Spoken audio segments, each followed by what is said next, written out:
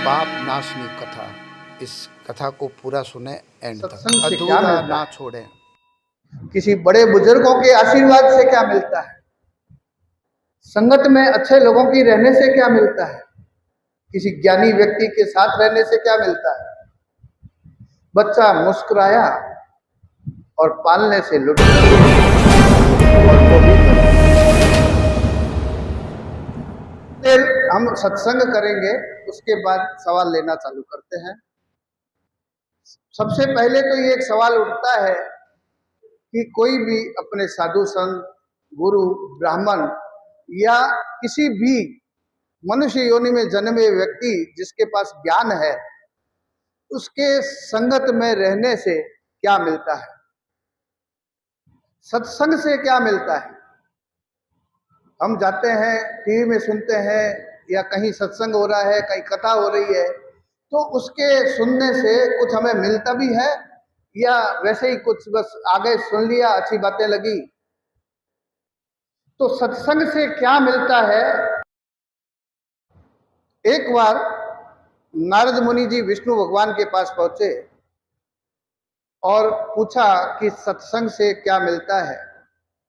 आपने वेद पुराणों में कहा है कि सत्संग करने से कुछ प्राप्त होता है, उसकी महिमाओं के बारे में बहुत है कि सत्संग करने से अच्छा रहता है, लेकिन मैं आपके मुख से जानना चाहता हूं कि सत्संग से क्या मिलता है। तो विष्णु भगवान ने कहा, इतनी सी बात के लिए आप मेरे पास आए हैं? ये बात आप समुद्र के किनारे जो केकड़ा रेंग रहा है उसके पास जाओगे, वही बता देगा। तो केकड़े के पास नारद मुनि पहुंचे और उससे सवाल किया कि सत्संग से क्या मिलता है? कोई भी अच्छे व्यक्ति के संगत में रहने से क्या मिलता है? क्योंकि अपने पूर्वज, अपने माइट बोलते आए हैं कि संगत अच्छी होनी चाहिए। संगत गलत होती है तो सारे व्यवहार बदल जाते हैं, सारे गलतियां आ जाती है उस व्यक्ति में।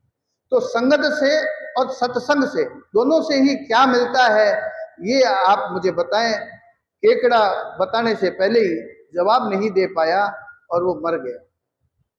नारद मुनि जी बड़े परेशान हुए, बड़े दुखी हुए कि ये कैसा सवाल, मैंने तो सवाल किया था कि सत्संग से क्या मिलता है, ये पूछना था, ये तो उत्तर ही नहीं दे पाए, उल्टे मर गए। तो ये सवाल कैसा? ऐसा दुखी मन लिए हुए वापस विष्णु भगवान के पास गए और बोला कि आप मेरे साथ कौन सी माया खेल रहे हैं? अगर माया में भी आप अगर मेरे से ये हत्या करवा रहे हैं तो मुझे नहीं करनी। भगवान ने कहा, मुनिवर आप थोड़ा सा रुक के पक्षीराज गरुड़ के यहां चले जाइए, वहां आपको इसका उत्तर अवश्य मिल जाएगा। नारद मुनि जी थोड़ा रुके और पक्षीराज गरुड़ के यहां चले गए। पक्षीराज गरुड़ के यहां पर भी कुछ एक पक्षीराज गरुड़ के यहां भी बच्चा पैदा हुआ था। जब पक्षीराज गरुड़ के यहां बच्चा पैदा हुआ तो मुनिवर ने उससे सवाल किया कि हे पक्षीराज, हे युवराज, आप मुझे मेरे कुछ सवालों का उत्तर दीजिए। मैं ये आपसे जानने आया हूं कि सत्संग से क्या मिलता है। किसी भी ऋषि मुनि, संत, महात्मा, गुरु, ब्राह्मण या किसी भी कुल में जन्मे हुए ज्ञानी व्यक्ति के संगत में या सत्संग में रहने से हमें क्या मिल जाता है? पक्षीराज गरुड़ का बच्चा थोड़ा सा मुस्कुराया और लुढ़क के मर गया। इस बार नारद मुनि जी बहुत ज्यादा दुखी हो गए। ये कैसा पाप हो रहा है मेरे से? भगवान कौन सी माया मेरे साथ खेल रहे हैं? अगर माया में भी वो मेरे से ये पाप करवा रहे हैं, ऐसा पाप मुझे करना नहीं है, और ये सवाल ही गलत है। अब मुझे समझ में आ रहा है कि ये सवाल करना नहीं चाहिए। 2 बार मैंने करके देखा, दोनों ही बार की हत्या हो गई। ऐसे सवाल का कोई औचित्य नहीं बनता। ये ऐसे ही शायद ग्रंथों में लिख दिया गया है कि सत्संग से अच्छा रहता है। इसके करने से तो व्यक्ति, प्राणी मर जाता है। ऐसा दुखी मन लिए हुए विष्णु भगवान को दूर से नमन करते हुए बोले, मुझे कोई सवाल नहीं जानना है, आप ये बार बार मेरे से जो हत्या करवा रहे हैं, ये हत्या मुझसे करवानी नहीं है, आपको मैं क्षमा चाहता हूं कि मैंने ये आपसे सवाल कर लिया। भगवान ने कहा, कोई पाप नहीं हो रहा, आप एक काम करो, अभी अभी मनुष्य योनि में एक बड़े परिवार में एक बच्चे ने जन्म लिया है, आप वहां चले जाइए, वहां आपको उत्तर मिलेगा। बोले, नहीं, मैं नहीं जाऊंगा, मनुष्य मात्र की हत्या ही महापाप है। उसमें भी आप बोल रहे हो कि बड़ा परिवार है, यानी बड़ा परिवार बड़ा दुख, मतलब उस बड़े परिवार से अगर कोई व्यक्ति जाता है तो कितने सारे परिवार के लोग दुखी होंगे। छोटा परिवार है, दुखी तो वो भी होंगे, लेकिन बड़ा परिवार का तो मतलब ही वही होता है कि कितने सारे लोग इस संताप से, और जहां खुशियां मनाई जा रही है और वहां मातम बदल जाएगा। भगवान मुझे क्षमा करें, मैं ये उत्तर अब मुझे नहीं चाहिए। भगवान ने कहा, मेरी आज्ञा है, आप अवश्य जाइए। अब भगवान ने जब आज्ञा शब्द यूज कर दी तो नारद मुनि जी का इतना था नहीं कि वो रोक सके, अब उनकी आज्ञा का पालन तो करना ही पड़ेगा। मुनिवर पृथ्वी लोक पे आए और देखा कि उस घर में चारों तरफ मिठाइयां बट रही है, हर्षो उल्लास मनाया जा रहा है, क्योंकि उस परिवार में बहुत वर्षों के बाद कोई बच्चा पैदा हुआ था, तो खुशियां दुगनी थी। चारों तरफ लोग हर्षो उल्लास के साथ उसकी खुशियां मना रहे थे। मुनिवर द्वार तक आए और रुक गए कि भगवान की आज्ञा पूरी हुई, मैं इनके द्वार तक पहुंच गया हूं, अब मुझे सवाल तो करना ही नहीं है। ऐसा सोच के जब वो वापस जाने लगे तो उतने में ही वो बच्चे के जो पिता थे वो दौड़ते हुए बाहर आए, बोले, मुनिवर रुकिए, मेरा बच्चा आपको अंदर बुला रहा है। मुनिवर ने कहा कि मैं मुनिवर हूं, आपको कैसे पता? मैं तो वेश बदल के आया हूं, आपको कैसे पता चला कि मैं मुनिवर हूं? और उससे भी बड़ी बात कि बच्चा जो अभी अभी पैदा हुआ है वो कैसे बोल सकता है? वो तो बोल भी नहीं सकता, और उसको बाहर मैं आया हूं कैसे पता लगा? बोले, हमें कुछ नहीं पता, बच्चे ने बोलकर बोला, हम डर गए कि इतना छोटा बच्चा पैदा होते ही कैसे बोल रहा है, कोई राक्षस तो नहीं आ गया, कोई ऐसी दूसरी आत्मा तो नहीं आ गई इधर, हम तो डर गए थे। लेकिन बच्चे ने बार बार चीख के कहा, मेरे से जो भी सवाल करना है, डरने की जरूरत नहीं है, मेरे से जो भी सवाल करना है बाद में करिएगा, पहले वो बाहर जो मुनिवर आए हैं उनको अंदर लाओ, फिर मैं सवालों के जवाब दूंगा। तो मुनिवर को थोड़ा विश्वास हुआ कि इस बार कोई देव आत्मा पैदा हुई है, जिसको अंदर बैठे बैठे ही बाहर का पता लग गया कि मैं आया हूं, तो इस बार सवाल का जवाब जरूर मिलेगा। ऐसा विश्वास हो गया कि कोई पुण्य आत्मा, कोई देव आत्मा है जिसको अंदर बैठे ही पता लग जाता है, तो जरूर इसका सवाल का जवाब अब मिलने वाला है। ऐसे विश्वास के साथ मुनिवर अंदर आए। बच्चा पालने में झूल रहा था। मुनिवर ने बोला फिर वही कि मुझे तो आपसे कुछ सवाल करने हैं कि सत्संग से क्या मिलता है, किसी बड़े बुजुर्गों के आशीर्वाद से क्या मिलता है, संगत में अच्छे लोगों की रहने से क्या मिलता है, किसी ज्ञानी व्यक्ति के साथ रहने से क्या मिलता है। बच्चा मुस्कुराया और पालने से लुढ़का, और इस बार मुनिवर की हालत देखने लायक, इतने दुखी हो गए जिसका शब्दों में बयान करना बड़ा मुश्किल है। मुनिवर बड़े ही दुखी मन से विष्णु लोक की ओर जा रहे थे।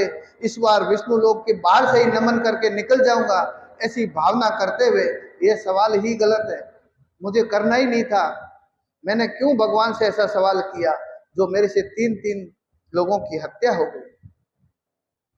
ऐसे दुखी मन से विष्णु लोक की ओर जा रहे थे कि बच्चे की आत्मा रास्ते में टकरा गई। मुनिवर को लगा कि क्यों ना आत्मा से सवाल कर लिया जाए, आत्मा तो अजर अमर होती है, जिसको शस्त्र काट नहीं सकता, पानी भिगो नहीं सकता, अग्नि जला नहीं सकती, ऐसी आत्मा से अगर मैं सवाल करूंगा तो मरने का तो सवाल ही नहीं उठता। और उसी बच्चे की आत्मा है, और भगवान ने भी कहा था कि इससे सवाल का जवाब ले लो, तो इस बच्चे को, आत्मा को सवाल का जवाब तो देना ही पड़ेगा। मुनिवर उस आत्मा से सवाल करने लगे ही थे कि आत्मा ने रोका।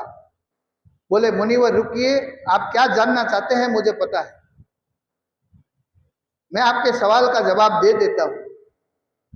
मुनिवर को बड़ी संतोष हुआ कि इस बार सवाल का जवाब मिलने वाला है, तो थोड़ी खुशी हुई, उस दुखी मन को थोड़ी राहत पहुंची। तो बताइए आप मुझे क्या जवाब देना चाहते हैं। उस बच्चे की आत्मा ने कहा कि सबसे पहले जब आप केकड़े के पास गए थे, वो केकड़ा मैं ही था। आपके दर्शन मात्र से, आपके सत्संग सुनने से, आपकी वाणी सुनने से मात्र से मुझे केकड़े की योनि से छुटकारा मिला, और पक्षीराज गरुड़ के यहां मेरा जन्म हुआ। और वो योनि भी मुझे भोगनी नहीं पड़ी, वहां पर फिर आपसे सत्संग हुआ, फिर आपके दर्शन हुए, और मुझे सीधा मनुष्य योनि में भेज दिया गया। नहीं तो 84 लाख योनियां भोगने के बाद मनुष्य योनि मिलती है। मनुष्य योनि में आके ही हम इस जनन मरण के झंझट से छूट सकते हैं। मोक्ष को प्राप्त करने के लिए एकमात्र द्वार जो है मनुष्य योनि में आना। नहीं तो कीट पतंग, घोड़ा, गाय, क्या क्या बन के आते हैं। 84 लाख योनियों के बाद मनुष्य योनि मिलती है। और यहां पर भी हम अगर अच्छे कर्म ना करें, हम लोक कल्याण की बातें ना करें, हम हमेशा अपने स्वार्थ में डूबे रहें, हम हमेशा अपने परिवार अपना अपना अपना करते रहें और गलत कार्य करते रहें, गलत पैसा कमाने के लिए किसी के साथ भी छल कपट करते रहें, तो फिर 84 लाख योनियों की लाइन में लागना निश्चित है। तो उस बच्चे की आत्मा ने कहा कि हम दोनों आज रास्ते में क्यों टकराए। जब मैं केकड़ा था तब भी मेरी आत्मा निकली थी, तब तो हम नहीं टकराए। फिर पक्षीराज गरुड़ के यहां जब जन्म हुआ, तब फिर जब मेरी आत्मा निकली थी तब भी हम नहीं टकराए। आज ही हम क्यों टकराए? क्योंकि आज मैं स्वर्ग नर्क ये सभी चीजों से परे सीधा विष्णु लोक जा रहा हूं, और हम दोनों का मार्ग एक हो चुका है। क्योंकि आप भी विष्णु लोक जा रहे हैं और मैं भी विष्णु लोक, इसलिए आज रास्ते में टकरा गए हैं। तो सत्संग की महिमा ऐसी होती है कि आज समझो कि हम इतना बड़ा पुण्य प्राप्त करें ना करें, लेकिन कुछ भगवान की बातें, सत्संग की बातें करने से अपने जीवन में कुछ पुण्य एकत्रित जरूर होगा, ऐसी भावना के सामने। सीताराम। और अभी तक समझो हमसे अनजाने में ऐसे पाप हो भी गए हैं, तो कम से कम जब भी आपको ऐसा लगे तब से ही भगवान भक्ति में भगवान की लीला जरूर सुननी चाहिए, उसमें लग जाना चाहिए। क्योंकि अगर आखिरी टाइम में भी अगर हम उसकी भक्ति में लीन हो जाते हैं तो हमारे पाप सारे कट जाते हैं। तो ये मनुष्य योनि में मुझे भेज दिया गया, और सबसे कठिन योनि है ये। इसमें 84 लाख योनियों में जो हमने पाप किए हैं उस सबका हिसाब यही देना है। उसी कर्मों को भोगने के लिए हम यहां आए हैं। तो कर्मों को भोगना इस योनि में जरूरी है। हम ये सोचते हैं भगवान हमें कष्ट दे रहा है, भगवान हमें कष्ट नहीं दे रहा। भगवान ने हमें कोई दर्द दुख दिया ही नहीं है, सारे दुख दर्द हमने स्वयं बनाए हैं। हमारी आकांक्षाएं, हमारा लालच, हमारा लोभ, यही हमारा दुख है, यही हमारा दर्द है। उसके पास इतना पैसा है, मेरे पास क्यों नहीं है? उसका मान सम्मान हो रहा है, मेरा नहीं हो रहा है। इसी बात से दुखी हो रहे हैं इंसान। मेरे बच्चे के बच्चा नहीं हो रहा है, इस बात के दुखी है। पैसा डूब गया, इस बात से दुखी है। अरे 84 लाख योनियों में सिर्फ मनुष्य के अलावा कौन कमाने जाता है? क्या कोई भूख से मर रहा है? और मनुष्य योनि में भी जो पागल हो जाते हैं उनको कौन पाल रहा है? बच्चा जब तक कमाने लायक नहीं बनता है उसको कौन पाल रहा है? उसके माता पिता नहीं है, कोई भी कुछ नहीं है, फिर भी वो मरता नहीं है, कौन पाल रहा है? हमें तो वहम है कि हम नहीं होंगे तो क्या होगा, हमारे बगैर क्या होगा, मैं नहीं रहूंगा तो मेरे इसका क्या होगा। तो इस पर उस बच्चे की आत्मा ने एक कथा और सुना दी कि मुनिवर आपको सवालों की कहां जरूरत है,